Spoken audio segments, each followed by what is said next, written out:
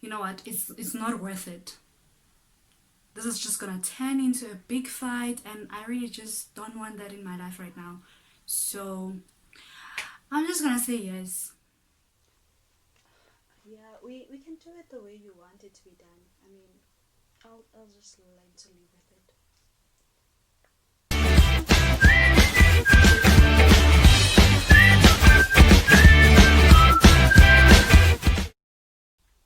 Hey loves, welcome back to the channel. Can any of you relate to that little skit? Can any of you relate to always seeking to please people and always just really being scared to say no because you want to avoid people's wrath? I can relate to that because I've been that person for the most of my life, avoiding conflict at every corner. But lately, I've been continuing with my book, with the book that I'm reading, that is called Boundaries. It's by Dr. Henry Cloud and Dr. John Townsend. So, this book, oh guys, it's really empowering me. This book gives me life. You know, I read this book every time, especially now. It talks about like boundary injuries that develop when you are still young. So, you being a people pleaser today started because of your boundary injuries when you were a child. And when you read this book, it just hits hard. And for me personally, because I have a little sister who's 3 years old, I can see the mistakes that I make with her. I can see, where I've gone really right with her because I try to really become like a better parent to her. Um, because she's sort of like my practice child for when I do have my own child.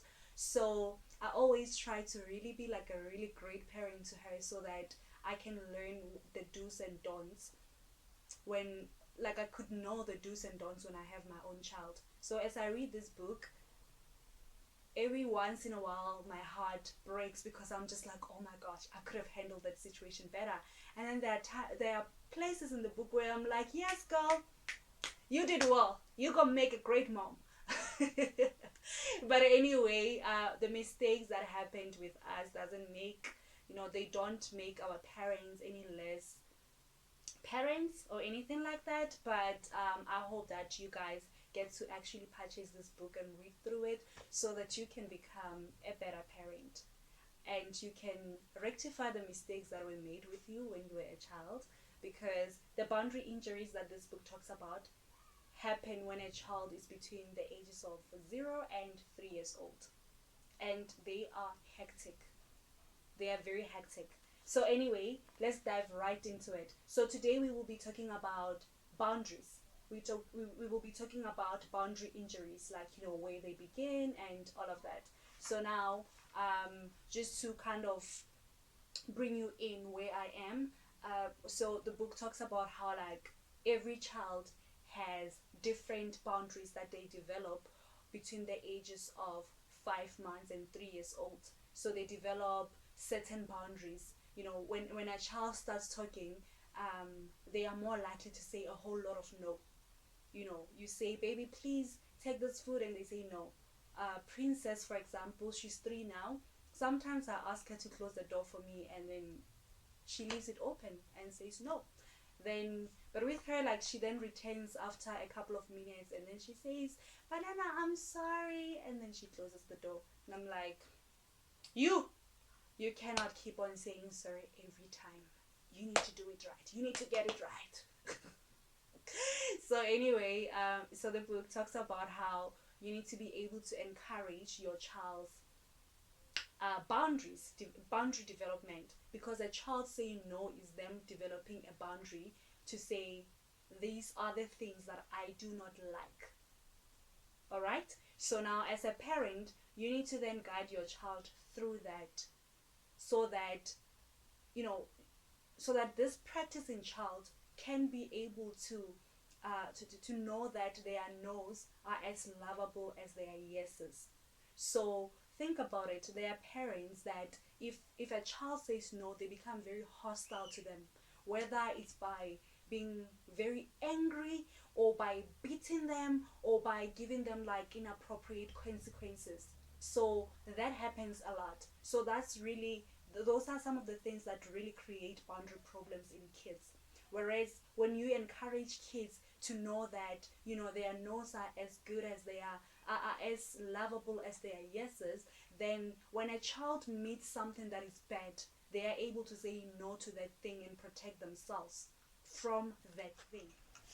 Okay, so let's dive into this book, and we will be talking about the hostility against boundaries. So this would be basically parents being hostile towards their children's nose, their children's this is mine, and all of those little boundaries that kids tend to develop at the ages 5 months to 3 years old. So it says here, do I understand why I can't say no? Larry chuckled. Why don't you ask me a hard one? I grew up in I grew up in the military. Dad's word was law, and disagreeing was always rebellion. I contradicted him once when I was 9. All I remember is waking up on the other side of the room with a whooping headache and lots of hurt feelings. Can you imagine? That's very hostile. And I'm sure that most of you can actually relate to this. So for me, I can absolutely relate to what this child, what Larry is saying, because my dad was super strict. I grew up being very scared of my dad. I could not oppose him on any given day, no matter what it is about. So I remember that, like, the first time ever I've ever opposed my dad was when I was 16, and that day I nearly packed my bags.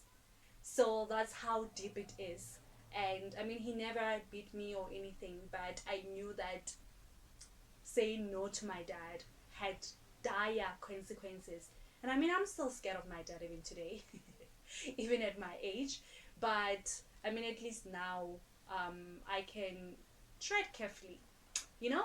But all I'm saying is that so this father, for example, did not encourage this child's nose. So then it further says that the parents become angry at the child's attempt to separating from him or her. So at that, obviously, as a child, you need to be able to separate from your parents, to know that this is my mom and this is me.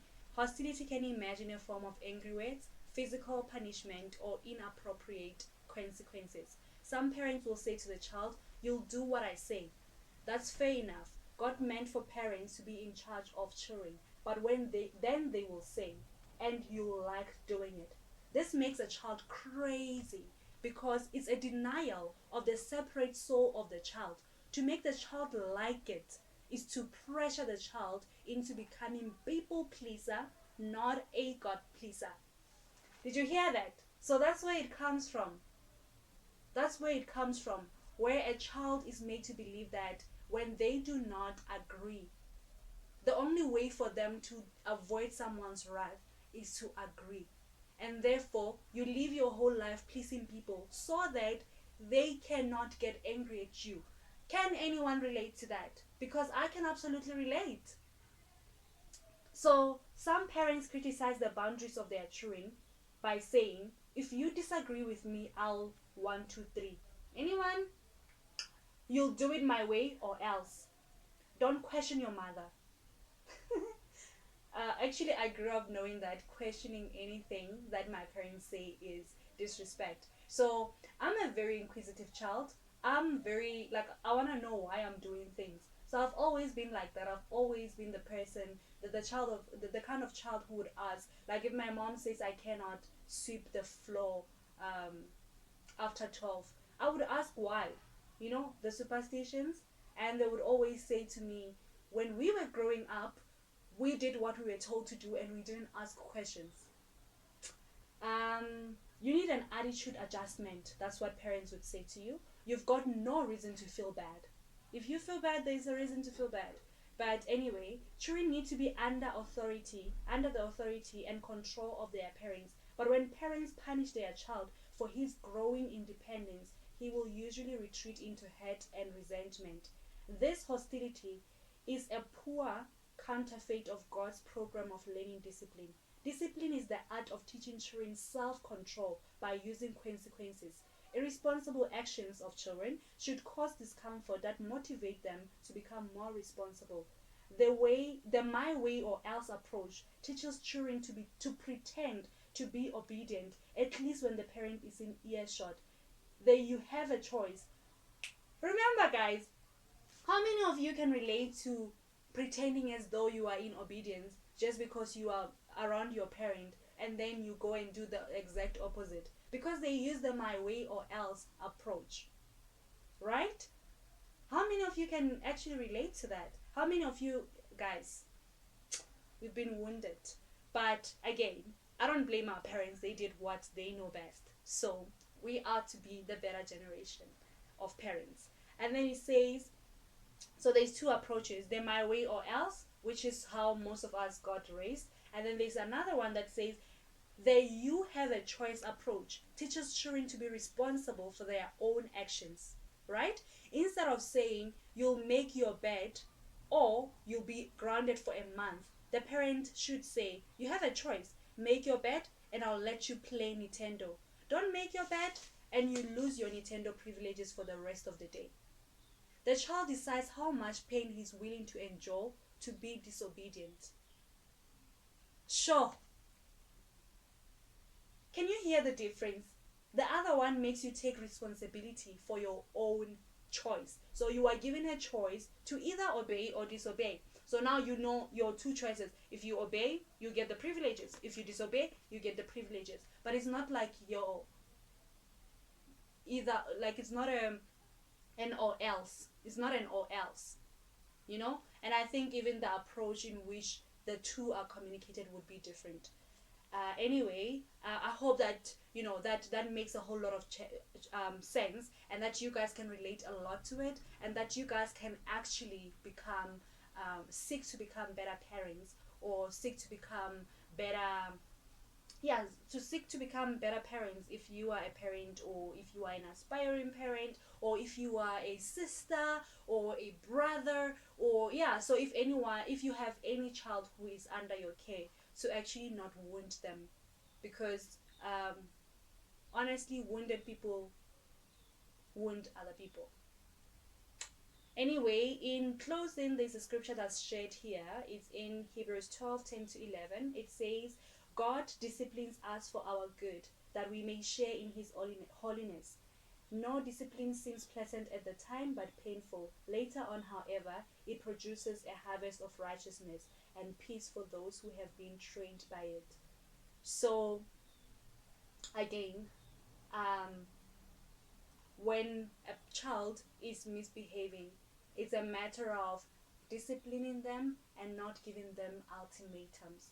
You need to then guide them through the right ways of saying no's and the right ways of saying yes, so that your child can be independent enough to be able to say no to the bad, to be able to keep bad out of their property and the good inside, to be able to trap the good inside and trap the bad outside their boundaries.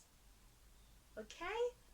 So yeah, I hope that you guys have learned a lot from this book with me, and that you will, you know, practice these with people in your life, so that, you know, we can actually grow into a better generation and a better parents, and produce better kids who actually tomorrow respect and are able to receive a yes or no. Because based on just what I've learned so far, when you the boundary injury of a no, of parents being hostile to a child's no, this can result in two ways: that a child cannot say no, or a child is unable to accept. A child grows into an adult who cannot accept other people's no's. So now you could be raising a rapist because this person cannot take a no from other people. And that's a boundary problem that developed when they were still a child. So all I'm saying is be very careful, okay? Have an amazing Sunday ahead of you. I hope that I can see you in the next video. Thank you guys so much. And in case you want to purchase this book because it's very helpful. It's called Boundaries. It is by Dr. Henry Cloud and Dr. John Townsend. Alright guys, thank you so much for tuning in. See you in the next video. I love you.